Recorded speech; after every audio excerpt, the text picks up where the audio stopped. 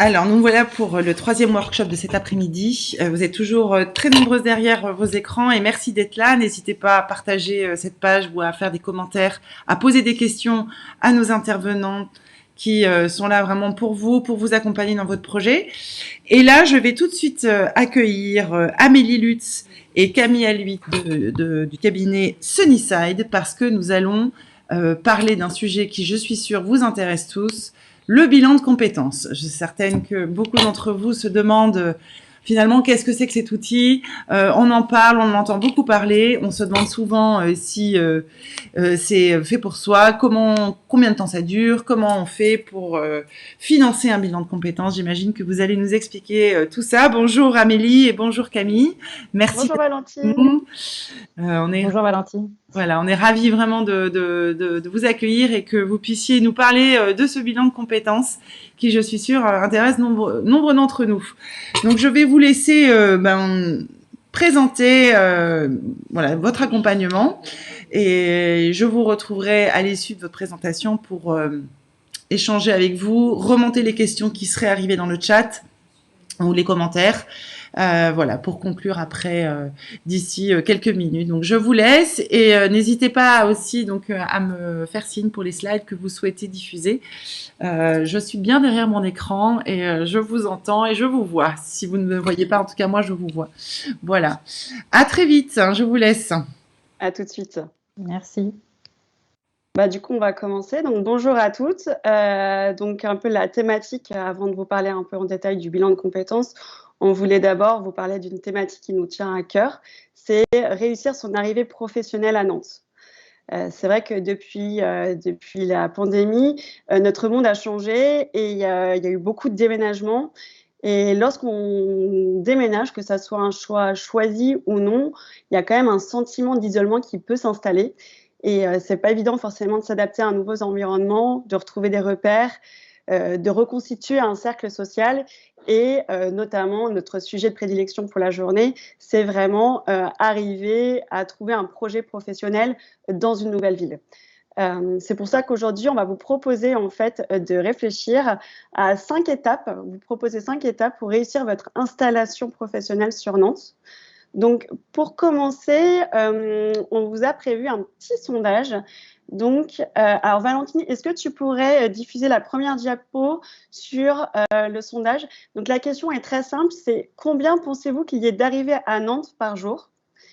Là, vous avez le choix entre 10, 20 et 50.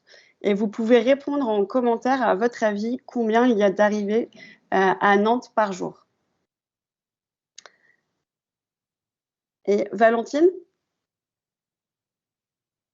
c'est bon pour La la slide slide? est bien diffusée et alors je me permets de faire un petit peu ce petit intervention puisqu'il y a un petit décalage entre ce que vous dites en direct et la diffusion, donc les réactions ne sont pas toujours immédiates dans le chat, donc je vous propose d'avancer. Il y a une petite minute de décalage.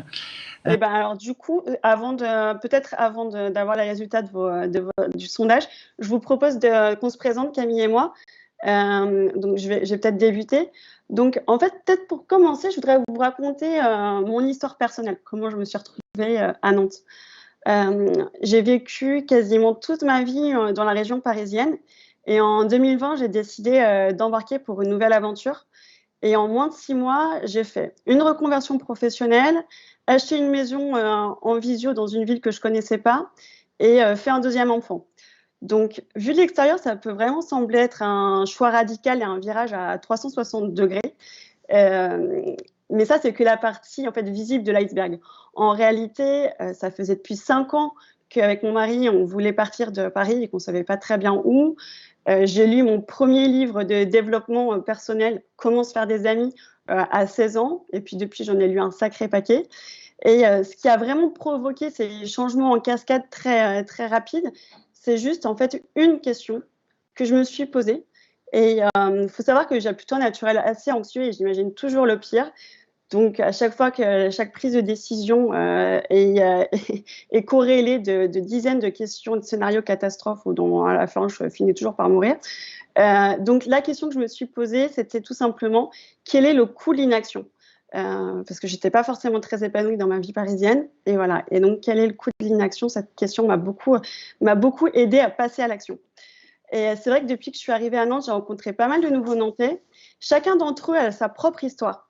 Et de sa propre histoire, pourquoi il est arrivé à Nantes. Mais ce que j'ai remarqué, c'est que l'herbe n'est pas toujours plus verte ailleurs. Et quand on déménage, on emmène aussi ses problèmes avec soi.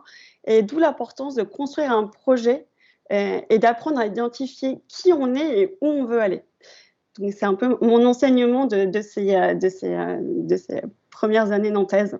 Et toi, Camille, est-ce que tu peux un peu peut-être te présenter Oui, bonjour à toutes. Donc moi, je suis Camille Aluit et je suis arrivée aussi récemment comme Amélie à Nantes. Enfin, ça fait 2 ans, un peu dans des conditions différentes, mais la situation était la même, l'envie de changer, l'envie de prendre un peu de temps pour moi. Et du coup, avant de partir à Nantes, donc j'ai pris le temps de faire un bilan de compétences pour le coup, avec le cabinet Sunnyside. C'est comme ça que je les ai connus. Et c'est comme ça que j'ai pu prendre de la hauteur et définir justement un plan d'action pour mon arrivée à Nantes et notamment l'envie de me former. Et du coup, j'ai pris le temps de me former. Aujourd'hui, maintenant, je suis coach professionnel grâce à ça. Donc voilà, un parcours aussi de réflexion. Je rejoins ce que tu dis, Amélie. Ça peut paraître parfois un peu brutal pour l'entourage, mais souvent, c'est une réflexion assez mûrie. Et puis, ce qu'on va vous proposer là, c'est en 5 étapes, vous expliquer comment, une fois qu'on est arrivé, qu'est-ce qu'on peut faire pour que l'arrivée professionnelle à Nantes soit la plus réussie possible. Et du coup, on serait intéressé d'avoir les réponses dans le chat sur la question qu'on a posée tout à l'heure. Combien de personnes arrivent à Nantes chaque jour? Alors, vous m'entendez bien? Oui. Oui, alors on a 50, 20, voilà, principalement, comme réponse. Je vais remettre la slide également. Avec la question, c'était donc… Du coup, la réponse à la question, c'est 54. Il y a plus de 50 arrivées par Nantes chaque jour. Donc, ça vient de la métropole de Nantes, hein, le chiffre. Donc, c'est vrai que c'est assez colossal que se dise qu'il y a autant de nouvelles personnes qui arrivent chaque jour. D'où ce qui fait que ça soit une ville très attractive et avec plein de possibilités et de changements. Donc voilà pour le petit sondage. On peut peut-être présenter le cabinet Sunnyside? Oui.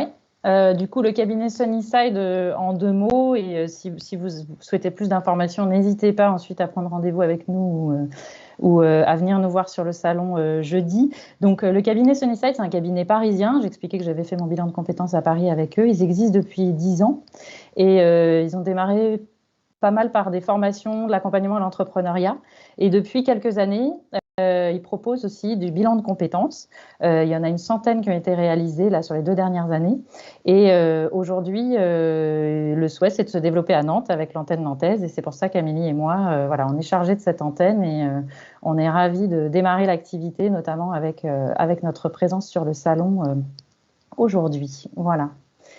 Je vous propose qu'on démarre sur les 5 étapes pour une arrivée professionnelle à Nantes réussie. Valentine, si tu peux mettre la première étape en diapo. En 2 mots, donc l'idée, c'est de se dire qu'est-ce qui a fait que je suis partie. Il y a plusieurs choses. Hein. Il y a qu'est-ce que j'ai envie de laisser là où j'étais avant. Donc, potentiellement, ça peut être un rythme de vie un peu compliqué, ça peut être un travail, ça peut être différentes choses. Moi, c'était mon cas, par exemple. J'ai décidé de quitter mon travail. Qu'est-ce que je veux emporter avec moi? Il y a des choses, bien sûr, qu'on veut garder avec soi. Ça peut être des choses personnelles, des intérêts professionnels, une vie à la campagne, par exemple, j'en sais rien, on veut continuer à vivre à la campagne. Il y a plein de possibilités. Et aussi, qu'est-ce que je veux construire? Et donc là, c'est quel est mon projet? Qu'est-ce qui est important pour moi maintenant? Et donc là-dessus, dans mon cas, par exemple, si je dois illustrer, ce serait justement faire une formation. C'est ça que j'ai fait en arrivant à Nantes, construire un projet professionnel en démarrant par une formation. Voilà. La deuxième étape, Amélie, vas-y. La deuxième étape, du coup, Valentine, ce serait la slide suivante, c'est définir ses valeurs professionnelles. Il est très important, en fait, pour pas retourner dans les carcans et un rythme de travail très soutenu ou incessant, ou, enfin, ce qui vous a fait quitter votre emploi, de réfléchir à vraiment quelles sont ces valeurs. Alors, c'est pas très facile comme question de poser ça de but en blanc. Donc, on vous propose un petit exercice qui est assez chouette. Ça s'appelle l'exercice des 3 personnes inspirantes. L'idée, c'est que vous choisissez 3 personnes qui vous inspirent, qui soient fictives, réelles ou mortes. Et chaque personne, enfin, il faut vraiment vous imaginer ces personnes en situation, que vous les revoyez, etc. Et vous nommez en fait les 3 valeurs que vous admirez le plus chez eux. Une fois que vous avez nommé les 3 valeurs que vous admirez le plus chez eux, vous regardez s'il y a des similitudes entre ces valeurs. Si par exemple vous avez mis par exemple créativité et sens de l'innovation sur une autre personne, ça veut dire que vous avez quand même une valeur forte autour de la créativité. Et la 3e étape, c'est vraiment de voir comment vous l'appliquez dans votre quotidien avec des exemples. Par exemple, pour prendre un cas particulier, moi j'admire beaucoup Coco Chanel. Et ce que j'admire chez elle, c'est son côté entrepreneurial. C'est une femme qui a vraiment réussi à entreprendre.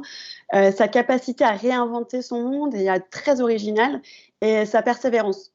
Donc, si je dois creuser un peu par rapport à ces valeurs-là, je vais me dire, c'est vrai que dans mon quotidien, j'ai essayé d'entreprendre un maximum, de faire des choses de façon créative. Et donc, c'était un exercice assez intéressant pour trouver ces valeurs. Et peut-être qu'il y en a qui ne vont pas vous sauter aux yeux tout de suite, ou que vous avez l'impression que vous allez les oublier, que vous en oubliez certaines, mais ça peut en tout cas vous faire bien réfléchir et mettre en avant des valeurs fortes chez vous. Alors, on peut passer à la 3e étape. Donc la 3e étape, on est parti voilà, sur des valeurs. Là, on revient à des choses un peu plus chiffrées et dans le marché nantais, c'est-à-dire se dire comment est le marché nantais par rapport au marché que je connaissais d'avant, dans la ville où vous étiez avant. On sait que, par exemple, le marché nantais, il y a une grosse présence de l'agroalimentaire, qu'il y a plutôt des petites entreprises moyennes, mais des grands groupes, il y en a moins, par exemple, que si on vient de région parisienne ou de région lyonnaise. Et on sait aussi, par exemple, qu'à Saint-Nazaire, il y a un gros pôle autour de l'industrie navale, donc, ou l'aéronautique. Donc ça, c'est des choses qu'on peut connaître. Et l'idée, c'est d'aller creuser un peu ces informations, notamment via des sites que vous connaissez certainement, en tout cas les sites nationaux. Donc il y a le Pôle emploi qui donne pas mal d'informations avec des enquêtes locales sur les besoins en recrutement, par exemple en Loire-Atlantique. Il y a l'APEC qui est spécialisée sur les cadres et qui fait paraître aussi des baromètres des cadres en fonction des régions et aussi sur des salaires. Ça, c'est intéressant pour ceux qui se posent la question du salaire. Ça peut permettre d'avoir des informations là-dessus. Est-ce que les salaires sont vraiment moins élevés dans la région nantaise que là d'où je viens, par exemple, ou plus élevés peut-être? Et puis après, on peut aller chercher des infos aussi plus spécifiques. Si votre projet, vous avez envie d'aller dans l'économie sociale et solidaire, eh ben, il y a une structure qui s'appelle les Éco-Solis, qui est basée à côté du hangar à bananes sur l'île de Nantes, où il y a énormément de ressources sur l'économie sociale et solidaire à Nantes. Ça peut être aussi dans le numérique. Donc là, par exemple, il y a la cantine du numérique, qui est un incubateur de structures du numérique et aussi un lieu ressource pour les personnes qui auraient un projet dans ce domaine-là. Après, la liste, bien sûr, qu'on vous fait paraître n'est pas exhaustive, mais c'est pour vous donner des idées de sites, de lieux où vous pourrez trouver de cette information sur le marché nantais qui a ses spécificités. Voilà. La 4e étape, Amélie. Alors, la 4e étape, ça va être vraiment définir des objectifs. On a parlé au début de l'importance d'avoir une vision et de savoir où vous voulez aller, et donc de définir des objectifs. Pour vous aider à définir des objectifs, on a un petit exercice qui est assez chouette, qui s'appelle le test de l'aéroport. Ça nous vient de Pat Flynn, qui est un Américain et qui est un coach américain qui accompagne des entrepreneurs. Et en fait, l'exercice, c'est de vous imaginer dans 5 ans, vous êtes dans un aéroport, vous venez de passer la sécurité, vous êtes dans la salle d'embarquement. Et là, vous croisez une vieille connaissance que vous n'avez pas vue depuis le lycée ou la fac, et avec qui que vous aimez bien et que vous avez perdu contact. Donc, vous êtes très contente de retrouver cette personne. Et elle vous dit, ah bah tiens, comment tu vas? Ça fait depuis longtemps que je t'ai pas vu, qu'est-ce que tu deviens? Et là, vous lui répondez, je n'ai jamais été aussi heureuse de toute ma vie. Alors, très intrigué, votre ami vous dit, ah ben vas-y, tu m'intéresses, raconte-moi qu'est-ce qui est si nouveau et qu'est-ce qui va bien chez toi, pour toi. Et donc, vous décidez d'aller vous prendre un café et vous exposez 4 domaines de votre vie où vous vous sentez particulièrement heureux et épanoui. Donc, pour vous aider un petit peu dans cette réflexion, je vous propose de prendre une feuille de papier et de faire 4 carrés et de trouver 4 domaines qui vous tiennent à cœur. Donc, par exemple, ça peut être votre vie professionnelle, votre vie familiale, votre vie intérieure, la santé, les voyages, la créativité si vous êtes très créatif ou dans l'associatif si vous êtes très investi. L'idée, c'est vraiment de trouver 4 domaines qui vous tiennent à cœur. Vous exposez tout ce qui vous fait rêver, comment vous voyez dans 5 ans. Vous écrivez au présent avec l'idée de vous s'autoriser à rêver en grand. Ne pas s'en tenir uniquement à des choses simples ou qui feraient plaisir à vos parents ou à Tata Jacqueline, mais proposer des objectifs un peu fous, avoir une vie rêvée. Parce que le problème, c'est qu'on a souvent tendance à s'interdire de rêver en grand car on a peur d'être déçu.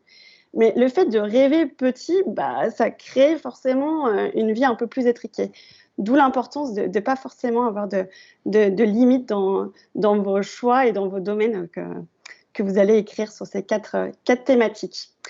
Et je passe du coup à la 5e étape. Donc la 5e étape, vous avez certainement dû en entendre parler ou l'expérimenter par vous-même, c'est créer votre réseau à Nantes, activer votre réseau à Nantes. On sait qu'on est à 6 contacts dans le monde, voilà, donc à Nantes c'est encore plus vrai, vous connaissez certainement quelqu'un qui connaît quelqu'un qui connaît quelqu'un, et donc ça va être primordial d'activer votre réseau. Activer son réseau, ça veut dire aller rencontrer des professionnels du métier dans lequel vous êtes actuellement ou du métier que vous visez, voir avec eux comment ça se passe, comment est le marché, quelles sont les entreprises qui recrutent. C'est ça faire du réseau, c'est pas forcément dire je cherche du travail, qu'est-ce que tu as à me proposer, c'est vraiment se renseigner sur ce nouveau marché que vous apprenez à connaître. Et donc ça va être vraiment une démarche indispensable, d'autant plus que le marché caché aujourd'hui, c'est-à-dire toutes les offres d'emploi qu'on ne voit pas sur les sites de recherche d'emploi classiques, ça représente 70% des offres. Donc, c'est vraiment une grande majorité. Et l'idée, c'est de se dire, si j'active mon réseau, si je sème des petites graines dans différentes structures avec des contacts que je peux avoir, et à un moment, ça va pousser. Et à un moment, ça va me permettre soit éventuellement de trouver un job ou d'élargir voilà, le champ des possibles. Amélie parlait de rêve, c'est ça aussi, quoi. C'est aller chercher des personnes dans des structures auxquelles vous n'auriez pas forcément pensé. Et ça, c'est vraiment une démarche qu'on vous invite à faire pour réussir votre arrivée professionnelle à Nantes. Voilà. Donc, ces 5 étapes, on a conscience que c'est pas quelque chose, on en a parlé en 10 minutes, un quart d'heure, on a conscience que c'est pas du tout faisable en 10 minutes, un quart d'heure, voilà, qu'il va vous falloir du temps pour prendre de la hauteur là-dessus et que bien sûr, nous, on se propose de vous accompagner, notamment avec le bilan de compétences. Si Valentine, tu veux bien mettre la diapo pour avoir un peu plus de détails sur ce qu'on peut vous proposer sur la démarche de bilan de compétences au sein du cabinet Sunnyside. Donc un bilan de compétences, moi pour l'avoir vécu, ça permet vraiment de prendre de la hauteur. Finalement, le nom bilan de compétences, c'est un peu réducteur parce que l'objectif, c'est construire un projet professionnel. Donc c'est d'abord prendre de la hauteur sur ce que vous avez fait, reprendre confiance en soi, en ses atouts, en ses compétences, bien sûr, et aussi définir ce qu'on souhaite et ce qu'on ne souhaite plus. Donc ça aussi, c'est intéressant, ce travail. Et de se dire, une fois que donc, la première étape, c'est plutôt une étape de je fais connaissance avec la consultante, on parcourt un peu ma vie, voilà. Ensuite, on investigue. C'est quoi ma personnalité? On peut passer des tests, on peut faire des enquêtes de 360 auprès de proches. Il y a plein de possibilités, en tout cas, pour mieux se connaître, pour ensuite construire 1, voire 2 projets professionnels en allant creuser des pistes. par exemple, vous avez toujours voulu être diététicienne, moi j'ai accompagné quelqu'un comme ça, et ben elle est allée creuser, elle est allée rencontrer une diététicienne pour comprendre ce que c'était que le quotidien du métier de diététicienne et ce que ça impliquait. Donc voilà, c'est vraiment être dans l'action pour valider des projets professionnels. Et la dernière étape, c'est on vous remet une synthèse qui récapitule tout le travail qu'on a fait ensemble, qui est un outil utile à reprendre régulièrement parce que c'est intéressant. Voilà, ça permet d'avoir une info précise sur tout ce qu'on a fait. Et on définit un plan d'action. Donc, vous finissez le bilan de compétences avec un ou plusieurs projets professionnels qui vous correspondent, qui font sens par rapport à vos valeurs, à vos motivations, et avec un plan d'action sur les 6 prochains mois, ou voire à plus long terme, de qu'est-ce que je vais faire concrètement suite à ce bilan. Voilà. Donc, c'est pour ça que je dis que le nom est un peu réducteur. C'est quand même projet professionnel et mise en action derrière. Voilà pour notre présentation. On espère qu'on a été clair. Voilà, et puis vous pouvez nous retrouver du coup si vous voulez en savoir plus et un peu exposer vos problématiques personnelles. On a encore de la place sur nos calendriers. Vous pouvez nous retrouver. Et les personnes qui sont en replay, qui nous suivent en replay, on vous met le lien de Sunnyside en commentaire. Comme ça, vous pourrez suivre le lien pour prendre des rendez-vous avec nous.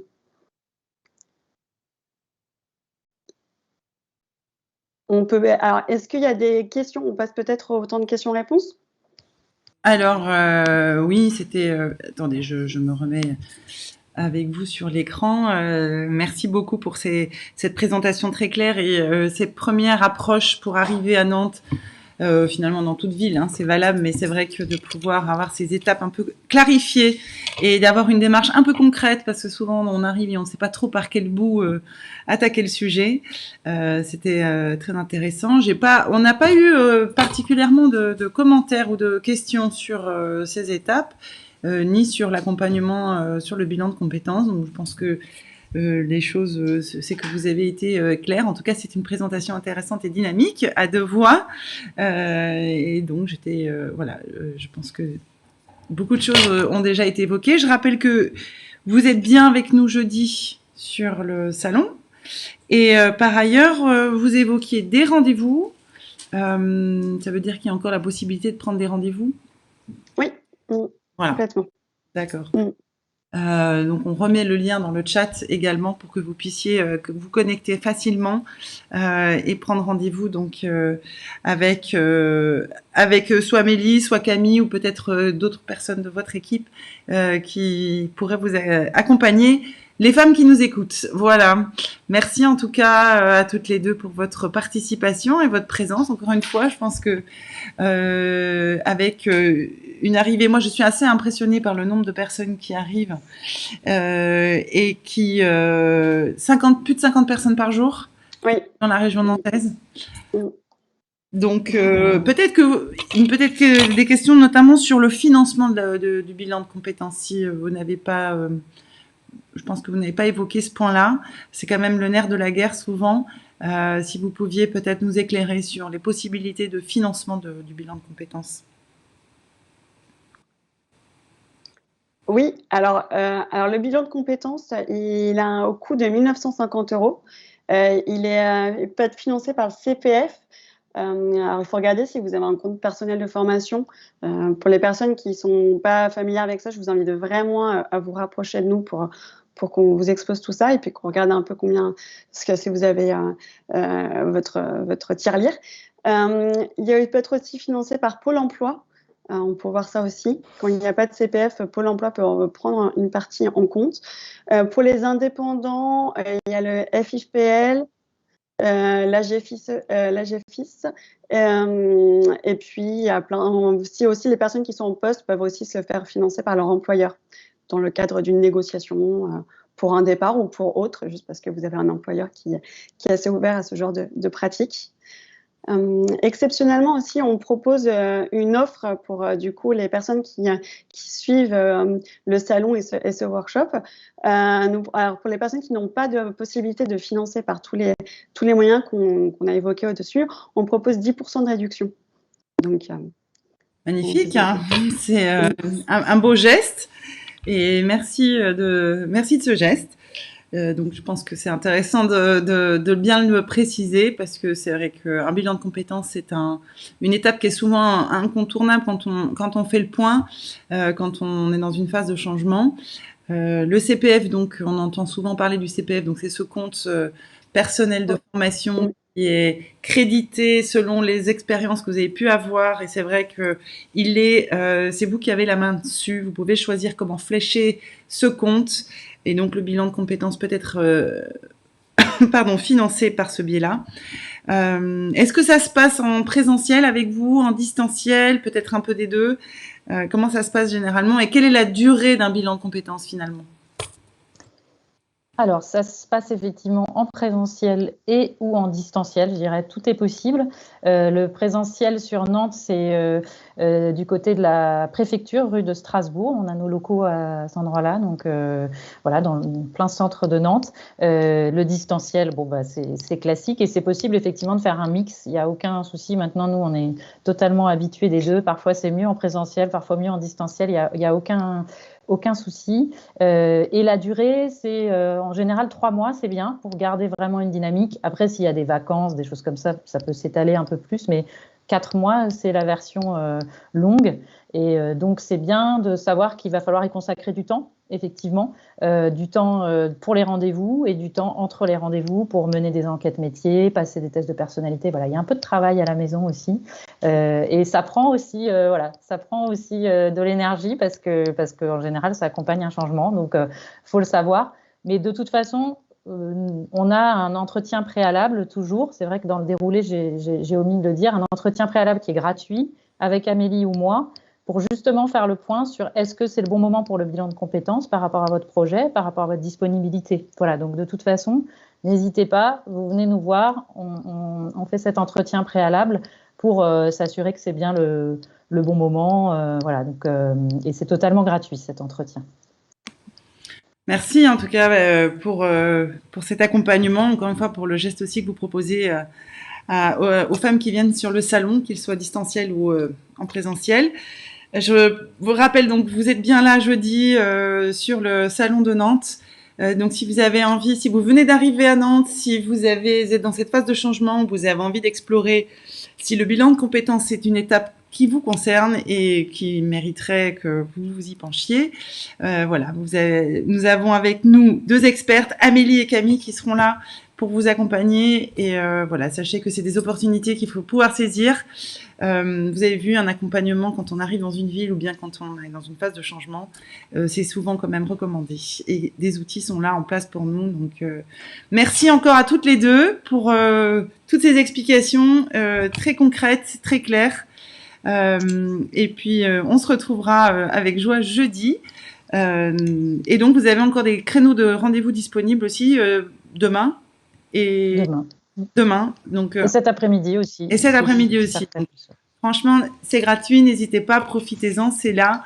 N'hésitez pas à solliciter Amélie et Camille pour toutes ces questions de bilan de compétences notamment. Merci beaucoup. Merci à vous. Merci à vous. Merci à tout le monde.